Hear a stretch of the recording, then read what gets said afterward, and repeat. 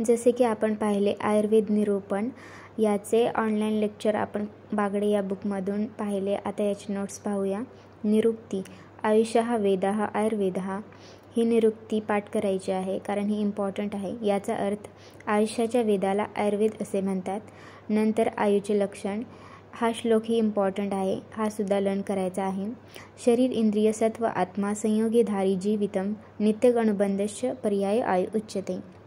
याचा अर्थ शरीर म्हणजे बॉडी, इंद्रिय सेन्सेस, सत्व माइंड आणि आत्मा म्हणजे सोल यांच्या संयोगाला आयु लाईफ असे म्हणतात.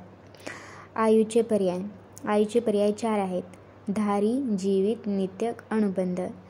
जो श्लोक आयुचे लक्षण आहे त्यातील सेकंड लाईन आहे नित्यगानुबंधश्च पर्याय आयु उच्यते, ते म्हणजे आयुचे पर्याय आहेत. तर यातील पहिला पर्याय धारी. धारी म्हणजे जे शरीराचे धारण करते व त्यास सडू कुजू देत नाही ते धारी होय. नंतर दुसरा जीवित. श्वसनादी क्रियेद्वारे प्राणाचे धारण करते ते जीवित होय. नित्यग म्हणजे प्रतिक्षण गतिशील असल्यामुळे आपले आयुष्य प्रतिक्षण गतिशील असल्यामुळे याला नित्यग असे म्हणतात. चौथा अनुबंध. एका शरीराचा दुसऱ्या शरीराशी संयोग असणे त्यास अनुबंध असे म्हणतात. आयुर्वेदाची व्याख्या ही इम्पॉर्टंट व्याख्या आहे, त्यामुळे ही सुद्धा लर्न करायची आहे. हिता हितम सुखम दुःखम आयुस्तस्य हिता हितम मानच तच्च यत्रोक्तम आयुर्वेदस उच्यते. याचा अर्थ असा आहे की हितायु, अहितायु, सुखायु, दुःखायु असे आयुष्याचे 4 प्रकार आहेत. याच्या 4 प्रकारच्या आयुष्याला कोणता आहार, कोणता विहार हितकारक आहे किंवा अहितकारक आहे याचे वर्णन केले आहे. तसेच आयुर्वेदाची पर्यायवाची नावे म्हणजे समानार्थी शब्द. आयुर्वेद, शाखा, विद्या, सूत्र, ज्ञान, शास्त्र, लक्षणतंत्र हे 8 आयुर्वेदाचे समानार्थी नाव आहेत किंवा पर्यायवाची नावे आहेत.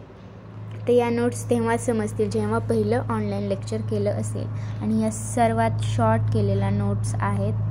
त्यामुळे तुम्हाला जर आवडले असतील तर लाईक, शेअर आणि सबस्क्राईब करा प्लीज.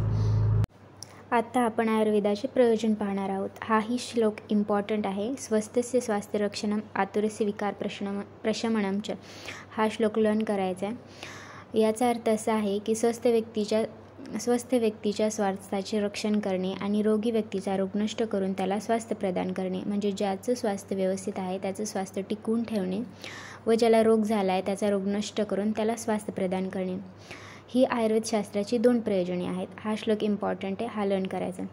नंतर आयुर्वेदाचे 8 अंगे. आयुर्वेदाचे 8 अंगे आहेत म्हणजेच आयुर्वेदाला 8 भागामध्ये डिवाइड केला आहे. ते खालीलप्रमाणे. पहिला कायाचिकित्सा, दुसरा शालाक्यतंत्र, तिसरा शल्यतंत्र, चौथा अगततंत्र, 5वा भूतविद्या, 6वा कौमारभृत्य, 7वा रसायनतंत्र, 8वा वाजीकरण तंत्र.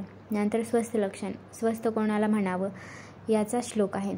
समदोष समाग्निश्च समधातु मलक्रिय प्रसन्नात्मेंद्रिय मनाः स्वस्थ इत्याभिधीयते. हा श्लोक इम्पॉर्टंट आहे, हा लर्न करायचा. याचा अर्थ असा आहे ज्याच्या शरीरामध्ये दोष, अग्नी, सप्तधातू, मल ही सम अवस्थेत असून त्यांची कार्य योग्य प्रकारे होत असतात, तसेच ज्याचा आत्मा, इंद्रिय व मन हे नेहमी प्रसन्न असते अशाच पुरुषाला स्वस्थ असे म्हणावे.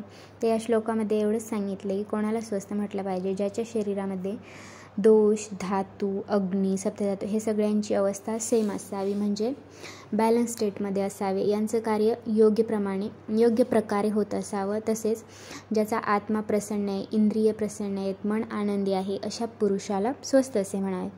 नंतर आयुर्वेदाचं लक्षण आहे.